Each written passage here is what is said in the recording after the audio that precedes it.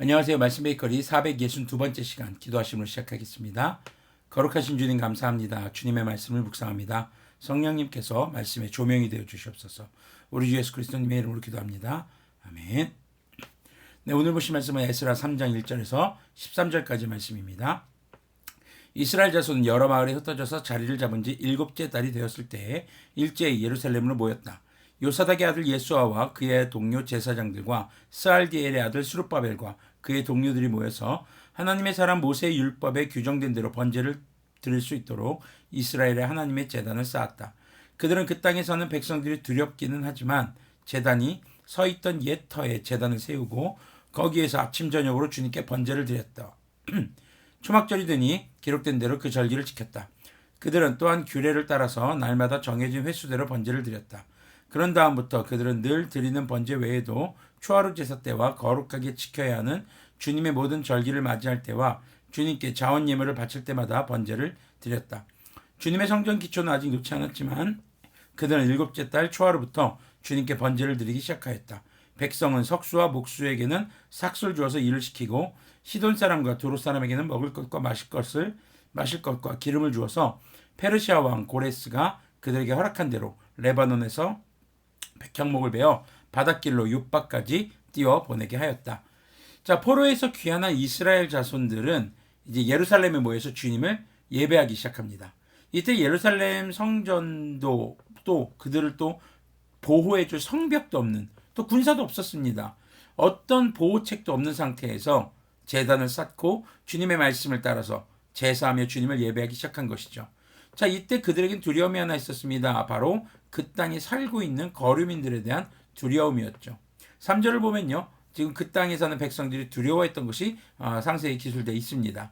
자, 이스라엘 후손들이 포로로 잡혀간 지 70년 동안 다른 민족이 그 자리에서 자리를 잡고 살고 있었던 것이죠.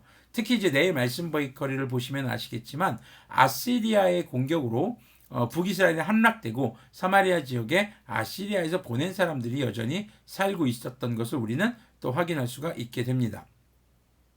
자신들을 지켜줄 성벽, 군대 이런 대비책도 없는 상태에서 두려움 가운데 있었지만 이스라엘 후손들은 제단을 세우고 주님의 말씀을 따라서 제사하며 주님을 예배하게 됩니다. 자, 그리스도인들이 주님을 믿으면서 그 말씀을 의지하며 나아갈 때 두렵고 걱정되는 상황이 모두 사라지지 않을 수 있습니다. 하지만 그런 상황에서 우리는 주님을 예배해야 하는 것이죠. 그것이 포로에서 돌아온 자들이 포로 기간 동안에 그들이 붙들고 왔던 믿음입니다. 그들이 페르시아에서도 그냥 그 페르시아 현지에 안주하지 않고 주님의 언약을 믿고 낙타로만 4개월 걸리는 그 거리를 돌아와서 이렇게 제단을 쌓고 예배하는 그 원동력은 바로 주님의 언약을 믿었던 그런 믿음이었던 것이죠. 교회는 주님께서 다시 오실 그 재림의 날을 기다리며 주님을 예배합니다. 그날이 언제일지는 아무도 모릅니다. 그러나 반드시 온다는 것을 우리는 말씀을 통해서 믿게 됩니다. 다만 주님 다시 오실 그날까지의 우리의 기다림의 자세를 한번 잘 생각해 보아야 할 것입니다. 때로는 두려움이, 때로는 귀찮음이, 때로는 다른 일들이 예배보다 우선순위에 놓이는 그런 우리의 위기의 순간이 올 수도 있습니다. 우리는 에스라의 이 기록을 보면서 주님을 만날 날에 대해서 끝까지 주님을 만나는 예배를 우선순위에 두며 믿음을 지켜가야 할 것입니다. 8절부터 말씀을 계속 보면요. 백성이 하나님의 성전터가 있는 예루살렘으로 돌아온 지 이태째가 되는 해 둘째 달에 스알디엘의 아들 스룹바벨과 요사닥의 아들 예수아와 그들의 나머지 동료 제사장과 레위 사람과 사로잡혀 갔다가 예루살렘으로 돌아온 모든 사람이 공사를 시작하고 20살이 넘는 레위 사람을 주님의 성전 건축 감독관으로 세웠다. 예수와 그의 아들들과 친족과 호다위아의 자손 간미엘과 그의 아들들이 한마음 한뜻으로 하나님의 성전 짓는 일을 감독하였다. 레위 사람 헤나닷의 아들과 손자와 친족들도 그들과 함께 일을 하였다. 집짓는 일꾼들이 주님의 성전 기초를 놓을 때에 예복을 입은 제사장들은 나팔을 들고 레위 사람 가운데서 아삽 자손들은 자바라를 들고 이스라엘 왕 다윗이 지시한 대로 저마다 주님을 찬양하려고 자기의 자리에 섰다. 그들은 서로 화답하면서 주님을 찬양하고 감사의 찬송을 불렀다. 주님은 어디시다. 언제나 한결같이 이스라엘을 사랑하신다. 주님의 성전 기초가 놓인 것을 본 본 온 백성도 목청껏 소리를 높여서 주님을 찬양하였다. 그러나 첫 성전을 본 나이 많은 제사장들과 레위 사람들과 가문의 우두머리들은 성전 기초가 놓인 것을 보고 크게 통곡하였다. 또 다른 곳에서는 많은 사람들이 기뻐하며 즐거이 노래하였다. 환성과 통곡이 한데 뒤섞여서 소리가 너무나도 크고 시끄러웠다. 이 소리는 멀리서도 들을 수 있었으나 그 어느 누구도 환성인지 통곡인지 구별할 수 없었다. 자, 이스라엘로 돌아온 지 2년 만에 성전의 기초공사를 시작합니다.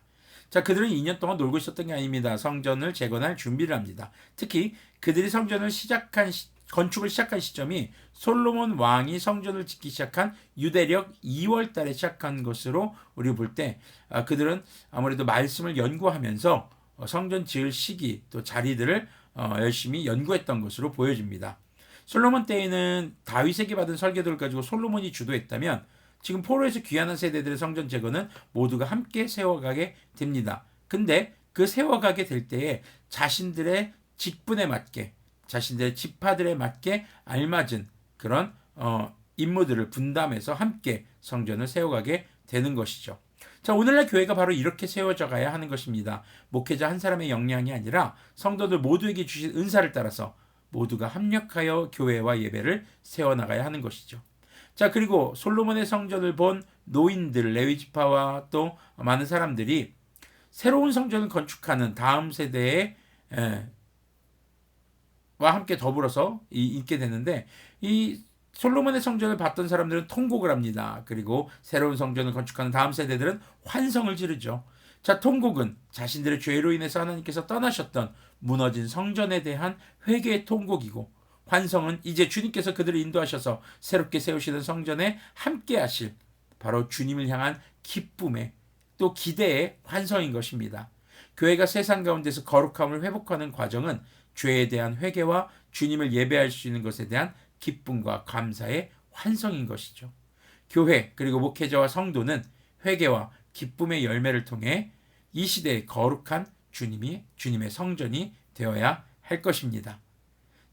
성전을 재건할 때 들렸던 그 통곡과 환성의 의미를 기억하면서 우리 삶에 주님을 향한 예배의 기대와 기쁨 그리고 우리 죄에 대한 통곡의 마음이 늘 함께 공존하면서 거룩한 주님의 교회를 세워가고 우리 삶 역시 거룩한 성도로서의 삶으로 살아가시기를 소망합니다. 기도하겠습니다. 거룩하신 주님 감사합니다. 주님의 말씀을 묵상했습니다. 주님, 성전을 재건할 때 두려움 가운데 성전을 재건했던 포로에서 귀환했던 주님의 자녀들 아버지, 그리고 또 성전을 건축하면서 한쪽에서는 통곡을 한쪽에서는 환성을 지르며 회개와 기쁨의 예배 그리고 성전 재건을 하는 모습을 바라보며 우리가 이 시대에 거룩한 예배, 거룩한 교회를 세워나가는데 어찌해야 할까를 생각해 보게 됩니다. 목회자 한 사람의 역량이 아니라 우리 모든 성도들이 함께 힘을 모아 교회와 예배를 세워가게 해주시고 우리의 삶이 늘 죄에 대해서는 회개의 통곡과 그리고 주님을 예배한 것에 대해서는 기쁨과 기대의 환성이 가득할 수 있는 그런 거룩한 성도로서의 삶, 교회 그리고 예배가 될 수 있도록 긍휼을 베풀어 주시옵소서. 우리 주 예수 그리스도님의 이름으로 기도합니다. 아멘. 네, 지난 삶을 돌아보며 회개해야 할 때는 통곡의 소리를 그리고 예배하며 주님을 향해서는 기쁨의 환성이 늘 우리 삶에 가득한 그런 예배자의 삶이 되기를 소망합니다.